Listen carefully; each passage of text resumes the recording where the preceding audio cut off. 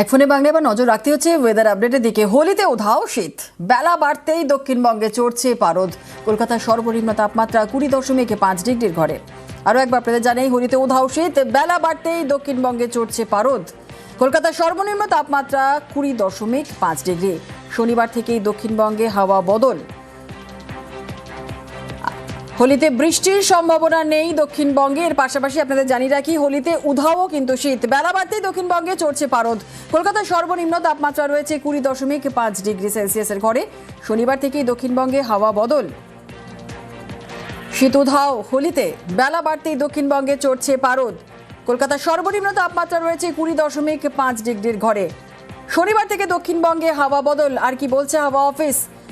বিশ্বজিৎ শাহ আমাদের সঙ্গে রয়েছে, আমাদের প্রতিনিধি। বিশ্বজিৎ, হোলিতে উধাও শীত, দক্ষিণবঙ্গে এই মুহূর্তে তো চড়ছে পারদ, কি বলছে হাওয়া অফিস? দেখো, আর খুব বেশি তাপমাত্রা বাড়বে এমনটা নয়, তবে সর্বনিম্ন তাপমাত্রা একটু নিচে নেমেছে। সেই তাপমাত্রা 20 ডিগ্রি থেকে কিছুটা বাড়তে পারে, অর্থাৎ 22 ডিগ্রি সেলসিয়াস পর্যন্ত হতে পারে। 22-23 ডিগ্রি সেলসিয়াসের মধ্যেই থাকবে এবং কলকাতাতে এবং দক্ষিণবঙ্গেও বেশ কিছু জেলাতে সামান্য বাড়তে পারে। তবে শনিবারে যে হাওয়া বদল হবে তার আগে পর্যন্ত এই আপাতত শুষ্ক আবহাওয়া, পরিষ্কার আকাশই থাকবে এবং উষ্ণতার ছোঁয়া থাকবে। শনিবারে হাওয়া বদল এবং রবিবার থেকে মেঘপুঞ্জ তৈরি হবে এবং বজ্রগর্ভ মেঘ থেকে বৃষ্টির সম্ভাবনা। রবিবারে সম্ভাবনা থাকবে হালকা বৃষ্টির, বজ্রবিদ্যুৎ সহ পূর্ব ও পশ্চিম মেদিনীপুর, ঝাড়গ্রাম এই 3 জেলাতে। তবে সোমবার সেই বৃষ্টির ব্যাপকতা এবং বৃষ্টির পরিমাণ দুটোই বাড়তে পারে।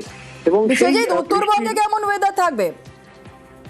দক্ষিণবঙ্গে যেমন রবি ও সোমবার বৃষ্টি হবে, উত্তরবঙ্গেও রবিবার এবং সোমবার এই দুদিনই বৃষ্টির সম্ভাবনা থাকবে। রবিবার দার্জিলিং, কালিম্পং এবং জলপাইগুড়ি জেলাতে বৃষ্টির সম্ভাবনা এবং সোমবার সেই বৃষ্টি আরো একটু বাড়বে এবং উত্তরবঙ্গের ওপরের দিকের যে 5 জেলা, দার্জিলিং, কালিম্পং, আলিপুরদুয়ার, কোচবিহার, জলপাইগুড়ি, এই 5 জেলাতেই বৃষ্টির সম্ভাবনা থাকবে। আজও ছিটেফোঁটা বৃষ্টি এবং কুয়াশার সম্ভাবনা দার্জিলিং এর উঁচু পার্বত্য এলাকায় রয়েছে। বাকি সব জেলাতেই শুষ্ক আবহাওয়ার সম্ভাবনা। একেবারে, অনেক ধন্যবাদ।